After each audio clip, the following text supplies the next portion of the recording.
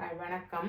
நான் இன்றைக்கு ஒரு கருவாட்டு சொதி, அதாவது மரவள்ளிக்கிழங்கும் தக்காளி பழமும் கருவாடும் சேர்த்து ஒரு சொதி வச்சு காட்ட போகிறேன். வாங்க இந்த வீடியோக்குள்ளே போய் பார்க்கலாம் நான் எப்படி செய்கிறேன்னு சொல்லி பாருங்க. நான் ஒரு மரவள்ளிக்கிழங்கு எடுத்து வச்சிருக்கிறேன், 1/2 கிலோவுக்கு மேலே இருக்குது. ஒரு தக்காளி பழம் எடுத்து வச்சிருக்கிறேன், மீடியம் சைஸ் வெங்காயம் எடுத்து வச்சிருக்கிறேன், 7 பச்சை மிளகாய் எடுத்து வச்சிருக்கிறேன், 150 கிராம் கருவாடு எடுத்து வச்சிருக்கிறேன், கருவேப்பிலை எடுத்து வச்சிருக்கிறேன், உப்பு, மஞ்சள், கடுகு, சீரகம், வெந்தயம் எல்லாம் போடும்போது காட்டுறேன்.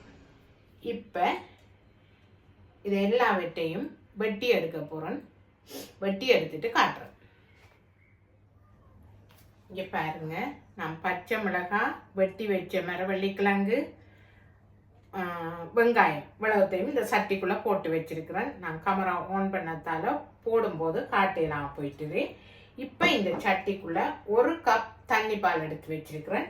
இப்போ அதை ஊற்ற போகிறேன்.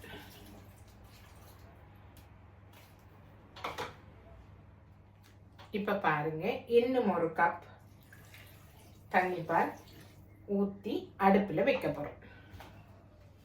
இப்போ பாருங்க, நான் 1/4 டீஸ்பூன் மஞ்சள் போட போகிறேன்.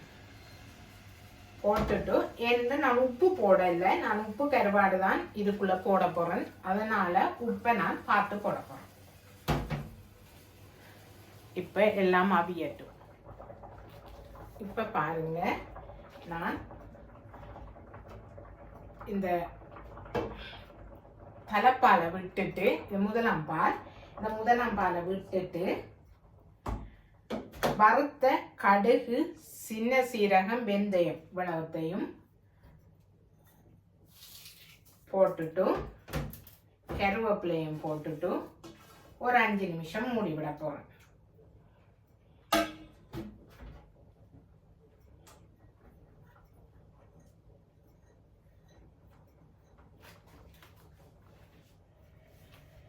இப்ப பாருங்க, நான் ஒரு 1/2 டீஸ்பூன் உப்பு போட போறேன்.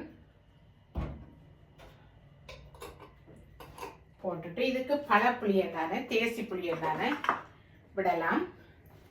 நான் இப்ப தேசி புளி தான் விட்டு எடுக்க போறேன்.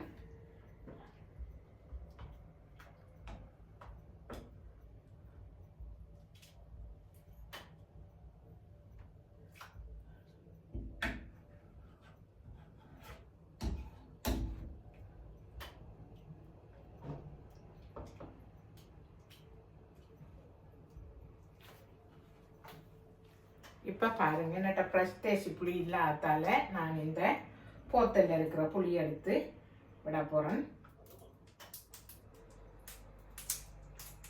இதை பாருங்க, 1 டீஸ்பூன் அளவு ஊற்றி இருக்கிறேன். பார்ப்போம் உப்பு புளியில டேஸ்ட் எப்படி இருக்குண்டு.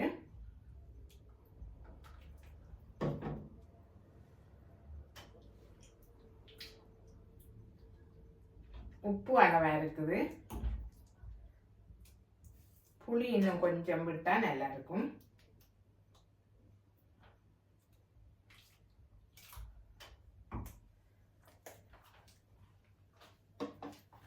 இப்ப நான் இறக்கி எடுக்க போறேன்.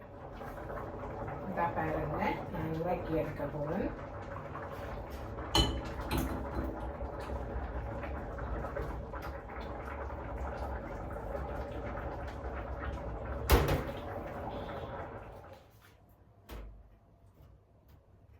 பாருங்க, இந்த சொதி செய்து முடிஞ்சுது.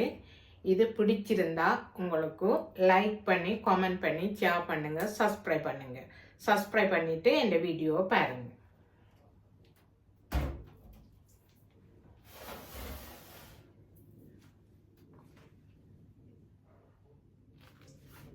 நிறைய பேர் சப்ஸ்கிரைப் பண்ணாம பார்த்து கொண்டிருக்கிறீங்க.